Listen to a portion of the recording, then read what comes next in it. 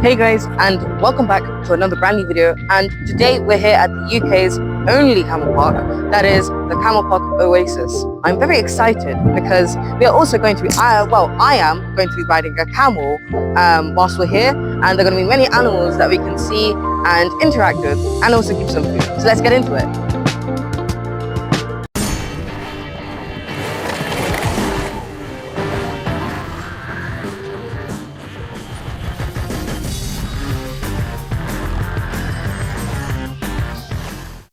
When we went through the entrance, we came across the Java sparrow and the zebra finch. The Java sparrow is a resident breeding bird in Java, Bali and Bowie in Indonesia that has been introduced to many other countries. The zebra finch is the most adaptable of Australia's grass finches and is happy in both town and city parks in the south and in the open savanna, woodland and grassland of the north. We soon came across a few ring-tailed lemurs. The ring-tailed lemur is a medium to larger sized wet-nosed primer and the most internationally recognized lemur species owing to its long black and white ring tail. Like all lemurs, it is endemic to the island of Madagascar where it is endangered. The ring-tailed lemur is highly social, living in groups known as troops of up to 30 individuals. It is also a female-dominant species, a commonality among lemurs. To keep warm and reaffirm social bonds, groups will huddle together. Next to the lemurs were a variety of bird species, starting off with the clunkery parrot. The clunkery is the smallest of the Australian ringnecks, averaging 13 inches in length and weighing about 5 ounces. It is predominantly pale green in colour with some yellow mottling and red and blue markings on the head and back. Next up is the eastern rosella. The eastern rosella is a rosella native to southeastern Australia, including Tasmania. The species is found in lightly wooded country, open forests, woodlands, gardens, bushlands and parks.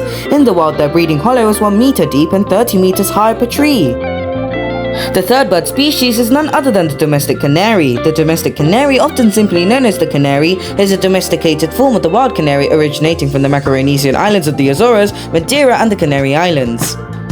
After looking at the birds and lemurs, we came across the alpacas. The alpaca is a species of South American camelid mammal. Today, alpacas may be found on farms and ranches worldwide, with thousands of animals born and raised annually. Alpacas are especially popular in North America, Europe and Australia. Alpacas are visually and genetically similar and often confused with the related species, the llamas. All three of the alpacas were very interested in the food that I was holding in my hand, so I decided to feed all three of the cute looking animals. However, if I tried stroking one of them without giving them food, they would turn away sassily. Along with the alpacas were a bunch of donkeys. The donkey or ass is a domesticated equine that derives from the African wild ass. It was domesticated in Africa some 5,000 to 7,000 years ago and has been mainly used as a working animal since that time. There are more than 40 million donkeys in the world, mostly in underdeveloped countries, where they are used principally as draft or pack animals. While working donkeys are often associated with those living at or below subsistence, small numbers of donkeys or asses are kept for breeding, as pets and for livestock protection in developed countries. As we headed to the camel rides, we met some bow goats. The bow or bobok is a South African breed of meat goat. It has been exported to many countries and has been used to improve the meat qualities of other breeds. The majority of the goats that were in the enclosure were huge, other than a few kids. They were also ravenously hungry, and no matter who fed them, they would always gobble down the food in seconds. Take a look at my attempt to feed one of the goats. Oh, that feels so...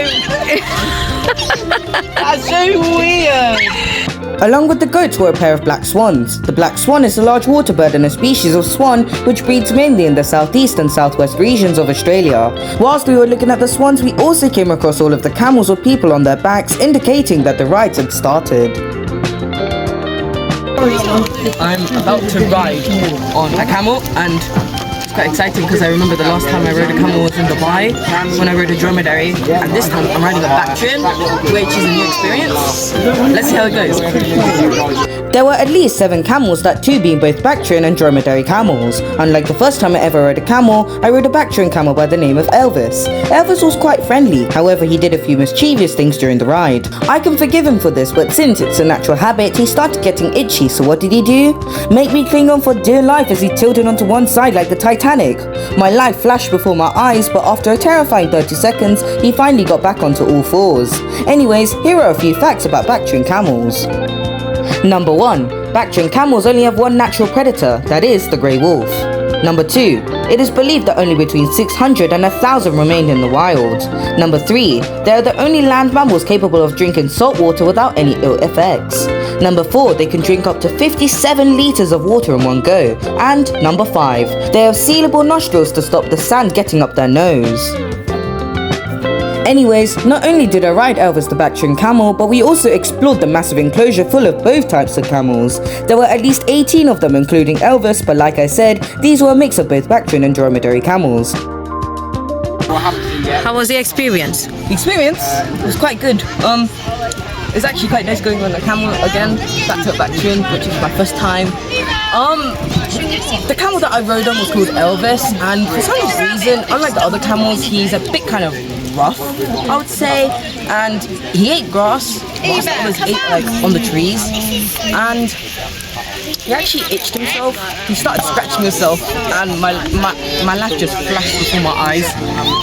It's like scary, but I made it through and it was amazing. After I got off the camel ride, we went around and had a look at the rest of the animals there, starting off with the sulcata tortoise. The African spurred tortoise, also called the sulcata tortoise, is an endangered species of tortoise, being the largest mainland species of tortoise in Africa and the third largest in the world after the Galapagos tortoise and Aldabra giant tortoise. Along with the sulcata tortoise was a blue and yellow macaw. The blue and yellow macaw, also known as the blue and gold macaw, is a large known tropical parrot that is popular in aviculture because of their striking colour, ability to talk, ready availability in the marketplace and corresponding to humans. There was also a pair of sunken gnure snuggling up together. The sunken gnure, also known as the sun parakeet, is a medium-sized, vibrantly coloured parrot native to northeast and South America. Sunken gnures are very sociable, typically living in flocks. Sunken gnures mainly feed on fruits, flowers, berries, blossoms, seeds, nuts, and insects.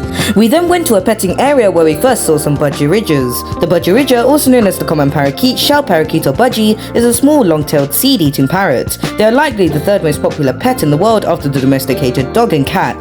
They are found wild throughout the dried parts of Australia, where they have survived harsh inland conditions for over 5 million years.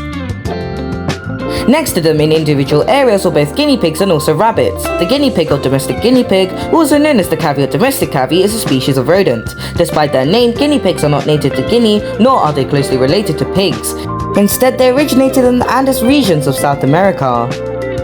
The European rabbit is the ancestor of the world's hundreds of breeds of domestic rabbits and has been introduced on every continent except Antarctica. It is familiar throughout the world as a wild prey animal, a domesticated form of livestock, and a pet, having a widespread effect on ecologies and cultures. Finally, we came across some hyper-common marmosets. The common marmoset, also called the white-tufted marmoset or white-tufted ear marmoset, is a New World monkey. It originally lived in the northeastern coast of Brazil. Through the release of captive individuals, it has expanded its range since the 1920s to southeast Brazil, where it has become an invasive species. Common marmosets feed on gum, sap, latex, and resin. As we carried on, we saw some very playful meerkats. The meerkat or suricate is a small mongoose found in southern Africa. Meerkats have foreclaws adapted for digging and have the ability to thermoregulate to survive in their harsh, dry habitat. 3 subspecies are recognized. We also came across some emus. The emu is a species of flightless bird endemic to Australia, where it is the tallest native bird, after its African relatives, the common ostrich and Somali ostrich. In a large cage was a whole variety of birds, including the peafowl. The Indian peafowl, also known as the common peafowl or blue peafowl, is a peafowl species native to the Indian subcontinent. It has been introduced to many other countries. Male peafowl are referred to as peacocks and female peafowl are referred to as peahens. It is the national bird of India and venerated in Hindu and Greek mythology. Next to the cage and also close to the emus were loads of llamas. The llama is a domesticated South American camelid, widely used as a meat and pack animal by Andean cultures since the pre-Columbian era. Llamas are social animals and live with others as a herd. Llamas can learn simple tasks after a few repetitions. In Aymara mythology, llamas are important beings.